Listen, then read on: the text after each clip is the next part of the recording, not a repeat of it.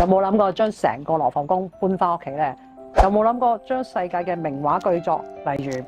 梵高嘅畫作啦、達文西嘅畫作，都可以呈現喺你屋企嘅窗簾裏邊喎？嚟我哋窗簾城業界嘅天花板就幫到你啦！我哋係全球首個獨家代理咗、註冊咗、攞咗呢45幅嘅畫作，可以將原檔嘅真跡、將最高嘅像素呈現喺所有嘅窗飾同埋梳化布藝嘅產品上面嘅喎。本身我係窗簾城啦，一個好忠於原創者、好尊重原創者嘅一個概念嘅公司啦。我哋對藝術嘅產品啦，又或乎係設計上面可以提升到窗簾嘅產業咧，我哋都會好想將佢引入去我哋嘅產業裏邊嘅。都好多客人有陣時都係好想問點樣可以將梵高嘅畫作